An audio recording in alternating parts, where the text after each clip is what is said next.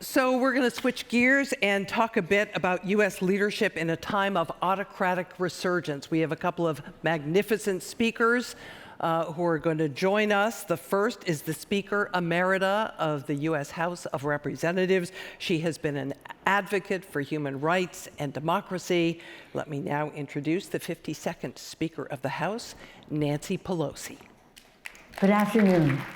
As Speaker Emerita of the United States House of Representatives, it is my privilege to address the distinguished Copenhagen Democracy Summit. Each year, this important forum convenes many respected champions of freedom and human rights from all over the globe, combining many voices into a powerful megaphone for democracy. Thank you, Secretary General Anders Fogh Rasmussen, for your long-time leadership in the global arena. From advancing prosperity in Denmark as Prime Minister to advancing peace and strengthening our transatlantic alliance as NATO Secretary General, to now leading in the fight for freedom for all as chair of the Alliance of Democracies Foundation. When the history books are written, the central story of our time will be the battle between democracy and autocracy. Across the world, we see dictators on the rise, renewed attacks on freedom of speech and religious liberty, brutal assaults on sovereignty and territorial integrity.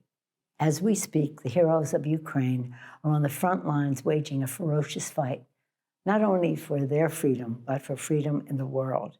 Their extraordinary stand against Russia's cruel crusade continues to inspire us all. In the United States, we take great pride in the magnificent leadership of our President, Joe Biden, who is rallying the free world to stand with Ukraine.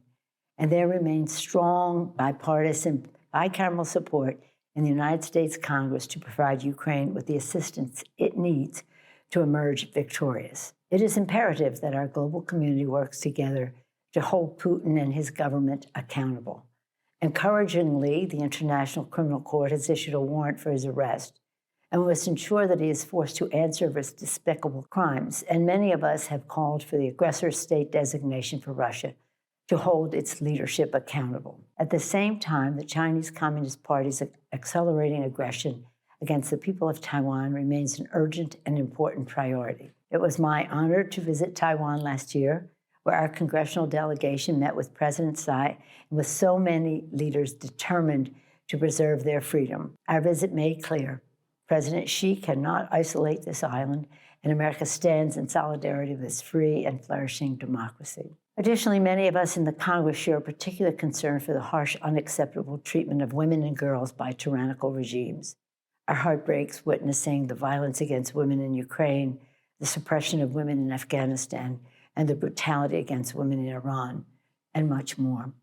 Their voices must be heard, their stories must be told, their futures must be secured. I salute each of you for your leadership, ensuring that freedom is at the top of the global agenda. And working together, we will defend democracy against dictatorship, and now for generations to come. Thank you for inviting me to participate today, and best wishes for a successful summit. Thank you.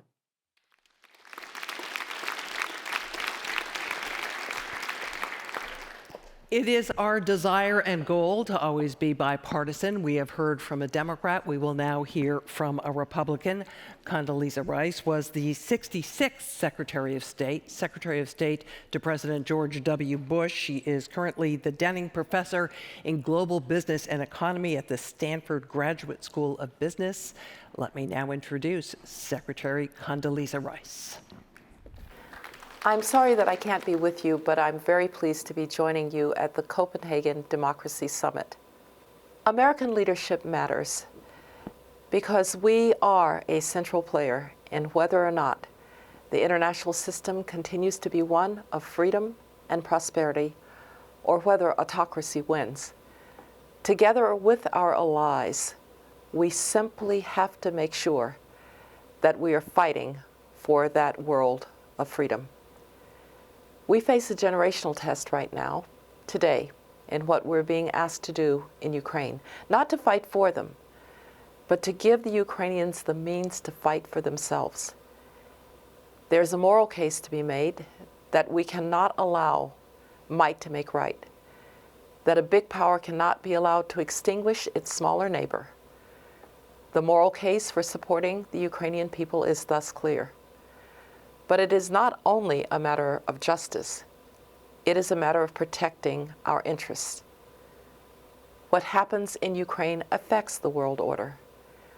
We cannot think for one moment that what is happening there is singular, that it is happening in a vacuum, that it isn't divisible from other challenges that we see in the world, in Europe, the Middle East, and with China. Xi Jinping's relationship without limits with Vladimir Putin is based on one thing and one thing only: a desire to check American power and influence, and the power and influence of our allies who are also committed to freedom, and to ultimately replace those who believe in freedom, and particularly the United States, as a dominant military and technological power in the world. That is why the Chinese are apparently considering lethal military assistance to Russia. Because if Russia loses, it sets back this entire scheme to undermine American power. Xi Jinping and Putin may believe that we are not up to the challenge. The unconscionable withdrawal from Afghanistan may well have convinced them of that. But we are so far meeting the moment, even if sometimes too hesitantly and haltingly for my taste. Let me assure you, having known Putin, that he still thinks he can win, because he believes we will tire and leave the Ukrainians alone. And sometime in the future, Russia would triumph. Putin is committed. He does believe that time is on his side. But we have to show him that even if he is willing to expend young Russian lives, and even if he is willing to try to terrorize the Ukrainian people, that in fact our unity and our support for Ukraine will not erode. Russians, unfortunately, have endured far worse. And Putin is perfectly willing to put his people through this senseless war so that he can triumph. We cannot allow that to happen. Putin may believe that if he cannot be militarily successful this year, he can control positions in the east and the south as future jumping-off points for renewed offensives. That is why Ukraine is responding.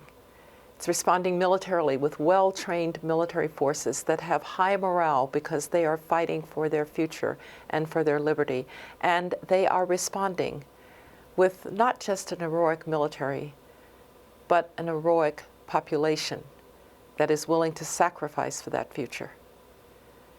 However, the economy continues to deteriorate, and millions of Ukrainians have fled, and unfortunately, many have been killed.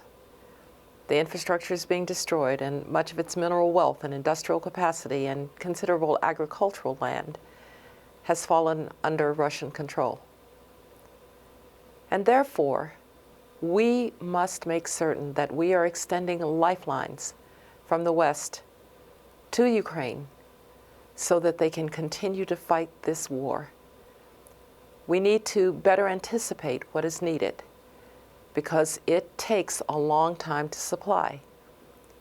At present, any negotiated ceasefire would leave Russian forces in a strong position to resume their invasion when the time comes, as Putin would see it.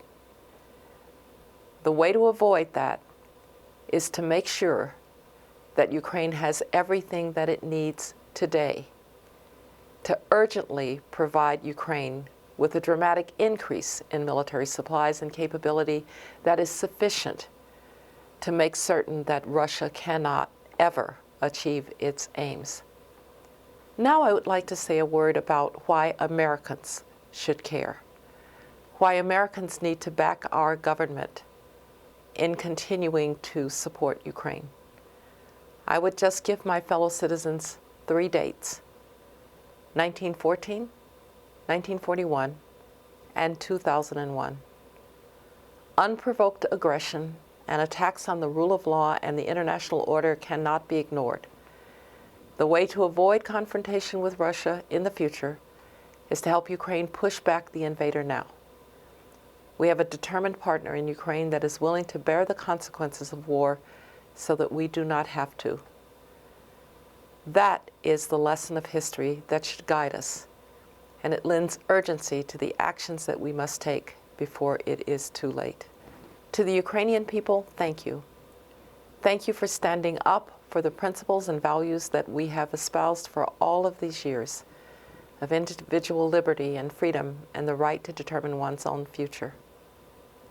America, I believe, is with you. Americans, I believe, are with you. May God bless you, and may you continue a successful fight for your freedom and for ours.